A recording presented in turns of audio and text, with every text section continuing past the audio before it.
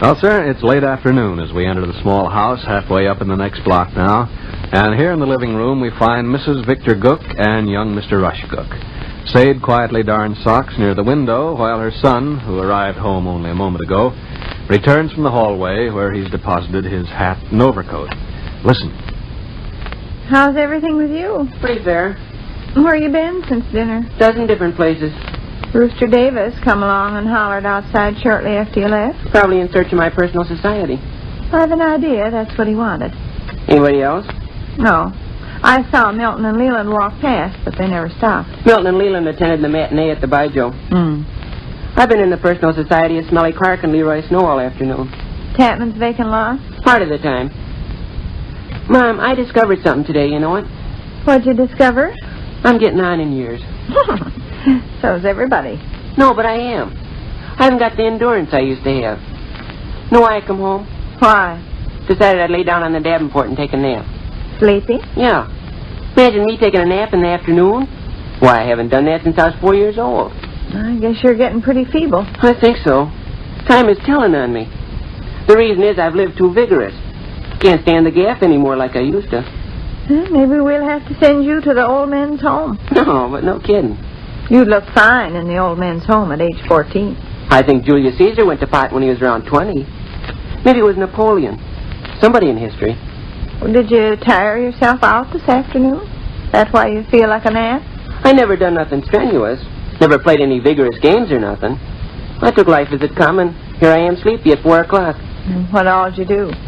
Well, when I left here after dinner, I strolled over to Tapman's vacant lot to see who was around. Bumped into the society of Smelly Clark and Leroy Snow. We decided to go downtown to witness the Christmas tree in the lobby of the Butler House Hotel. We stuck around there and sat on the big leather Davenport until the desk clerk began to give us dirty looks. Then we sat on the courthouse concrete embankment till we got cold. Then we went to Leroy's house and cracked nuts on the basement floor for a while. Then we went outdoors and watched the men fix up the street. Then we went back to Tapman's vacant lot.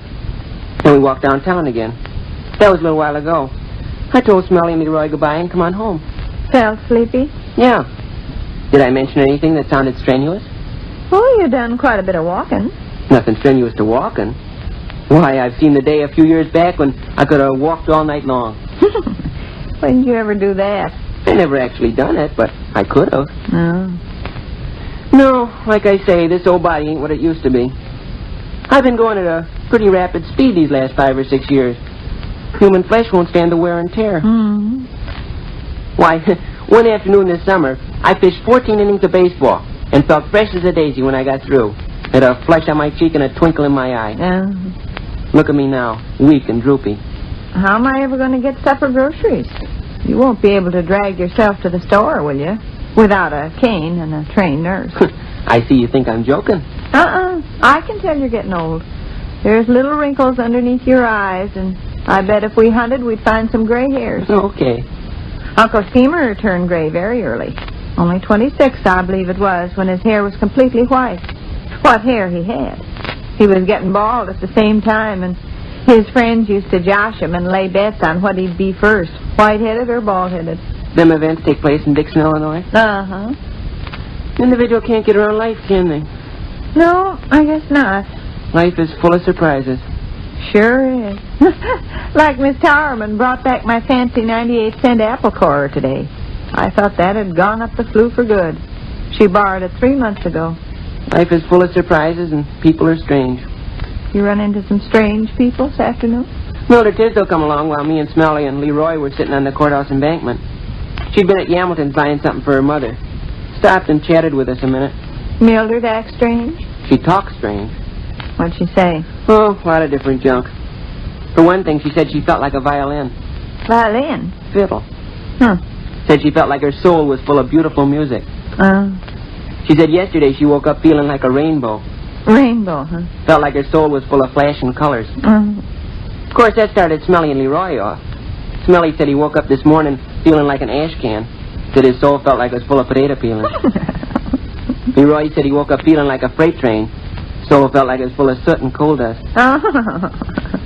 But you know, Mom, I never laughed at that. Didn't you? No. And that's another reason why I think I'm getting on in years. I'm more serious, brass angle I'm attempting to put across? Uh-huh. A year or so ago, I would have let out a great big haw-haw at Smelly and Leroy making fun of Mildred Tisdale. But not anymore. Nowadays, I monkey around with deep topics. I leave foolishness to the children. Uh-huh. Take me last Friday when I was downtown looking in Yamilton's window where they had all the mechanical toys hopping around. Oh, all right. The other people were all dazzled by the bright colors. They were laughing at the comical clowns and so forth. Uh-huh. But not me.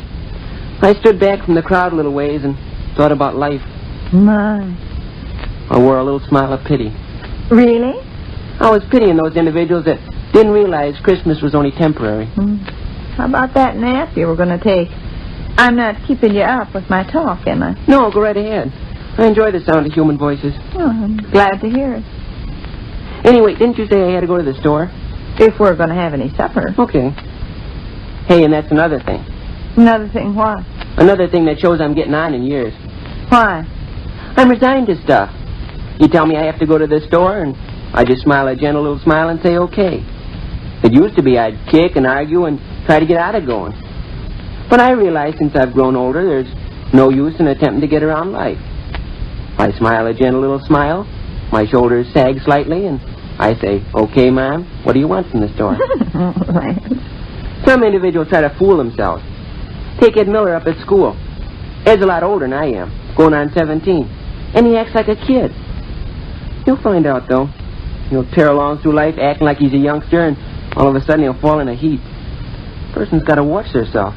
When did you discover this feebleness of yours? This afternoon? Yeah, when I felt this desire to come home and take a nap. I thought about it all the way from town. I said to myself, Rush, old boy, you're slipping. Better take it easy. That's what you said to yourself, huh? That or words to that effect. Well, I can see you're pretty much of an old man, but I wouldn't coddle myself too much. Oh, no. I'll continue to lead an active life. I'll get around to various places. But I'm going to cut down on the intense speed. I've been a human dynamo for a good many years now, and it's beginning to show on me. An individual that lets herself You want to answer that? Okay. Maybe I'd better, though, since you're so weak. Well, I will. Hello? Oh, hello there. Oh, nothing. Just got home a couple minutes ago. Oh, monkeying around with Smelly and Leroy. When? Sure. Well, will they let us use the trapeze? You can fix it? Swell. Sure. Well, look, come by and holler for me after supper. Okay. Oh, that's great, Rooster. Yeah. Okay, fella. So long. Where's he been? Rooster? Oh, here and there. I haven't seen much of him. I saw his mother in his Klebergers last week. Oh, I bet that's your father. Oh, I got it. Paul? Oh, hello, Chuck. Where you been since the cat died? Oh, is that so? I was in Chicago myself a couple months. What? Why, gosh, I wish I could, but I promised Rooster Davis I'd go down to YMCA with him. Say, how long are you going to play?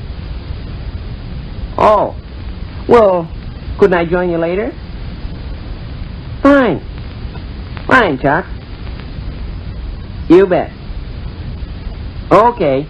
And I'll bring Rooster along. That's Andy, Chuck. So long. Chuck who? Chuck Myers, kid in my algebra class. He wants you to do something? Yeah, big game of fox and geese scheduled for tonight. Ain't that the thing where you run all over town? Yeah, heck of a lot of fun. I'll probably be home kind of late, Mom, because I can't get in the game till 9 o'clock. What you going to be doing till 9 o'clock? Doing stunts on the trapeze and flying rings down at the YMCA. Oh. Guess I better go to the store now, hadn't I? Yeah. I'll see if I can get this poor old body up off the Davenport. Yeah, see if you can. Boy, I'm getting on in years. Which concludes another brief interlude at the small house halfway up in the next block.